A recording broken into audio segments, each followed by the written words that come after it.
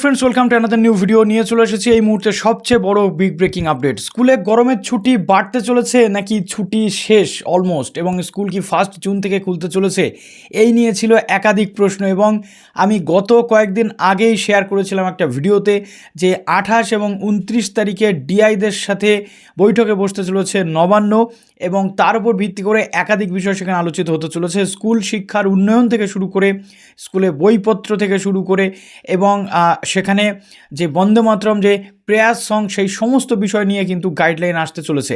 তো বলে রাখি, সেই যে বৈঠক সেটা 28 এবং 29 হওয়ার কথা থাকলেও 28 তারিখে ছুটি থাকার কারণে সেই বৈঠকটা 26 এবং 27 হয়ে যায়।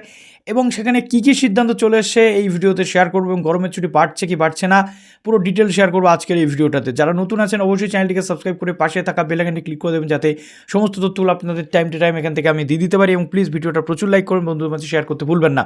তো এই বৈঠকে যে সিদ্ধান্তগুলো হয়েছে সেটা আপনাদের বলি। প্রথমত, স্কুলে যে শিক্ষকদের ট্রান্সফার নিয়ে এখানে আলোচনা হয়েছে। এটা রয়েছে যে প্রেয়ার সং নিয়ে একটা বক্তব্য ছিল যে এই পুরো প্রেয়ার সংটা কিন্তু বাচ্চারা গাইতে পারছে না, কিন্তু সেখানে সিদ্ধান্ত উঠে এসেছে যে পুরো প্রেয়ার সং কিন্তু গাইতে হবে। এছাড়াও 11-12 যে ভাষা শিক্ষার বই সংক্রান্ত বিষয়, একাধিকবার এই নিয়ে জটিলতা তৈরি হয়েছে যে এক্সামের কাছাকাছি সময় এসে বই দেওয়া বা অন্য কিছু, এবার থেকে সেটা যাতে সলিউশন করা হয় সেটা। এবং পেনশন হোল্ডার যারা রয়েছেন, পেনশনারদেরকে তাড়াতাড়ি যাতে সুবিধা দেওয়া যায়, যে জিনিসগুলো আটকে রয়েছে সেই জিনিসগুলো যাতে তাড়াতাড়ি ক্লিয়ার করা যায়, এই বিষয়গুলো চলে এসেছে। এবং স্কুলের যে পরিকাঠামোর উন্নয়ন নিয়েও কিন্তু সেখানে কথা হয়েছে। অনেক স্কুল রয়েছে যেখানে স্টুডেন্টসের সংখ্যা প্রায় বলতে গেলে অনেকটাই কমে গেছে, কি করে সেখানে উন্নয়ন করানো যায় সেই কথা সেখানে উল্লেখিত হয়েছে। এবার নেক্সট যেটা রয়েছে সেটা সবচেয়ে গুরুত্বপূর্ণ বিষয়, যে বর্তমান যে গরমের পরিস্থিতি রয়েছে, যাই তাপমাত্রা থাক, ফিল লাইক 49-50 এরকম হয়ে যাচ্ছে, অর্থাৎ বাতাসে আর্দ্রতা এতটা পরিমাণ বেশি রয়েছে। তাই অনেকে এক্সপেক্ট করছিল হয়তো সকালে স্কুল হবে, বা হয়তো আর কিছুটা দিন, এক সপ্তাহ হলেও গরমের ছুটি এক্সটেন্ড হতে পারে।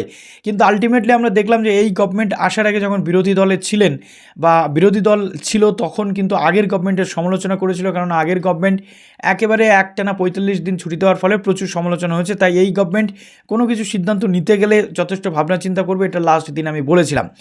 আজকে যে তথ্য পাওয়া যাচ্ছে সেখান থেকে উঠে এসেছে যে গরমের ছুটি কিন্তু বাড়ছে না, এবং গরমের ছুটি না বাড়ার ফলে 1 জুন থেকে যেমন পূর্বনির্ধারিত শিডিউল ছিল সেই শিডিউল অনুযায়ী কিন্তু 1 জুন থেকে স্কুল ওপেন হতে চলেছে, অর্থাৎ রিওপেন হতে চলেছে স্কুল। অর্থাৎ এখান থেকে আমরা মোটামুটি বুঝে গেলাম যে গরমের ছুটি কিন্তু বাড়ছে না।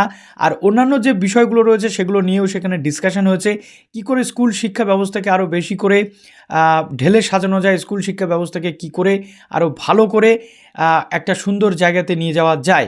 এবং আমরা এটাও দেখতে পাচ্ছি যে এই বইপত্রের বিষয় বা এই যে আনুষঙ্গিক বিষয়গুলো নিয়ে যাতে জটিলতা হ্রাস করা যায়, তার জন্য অতি দ্রুত ডিসিশন নেওয়ার কথা বলা হয়েছে।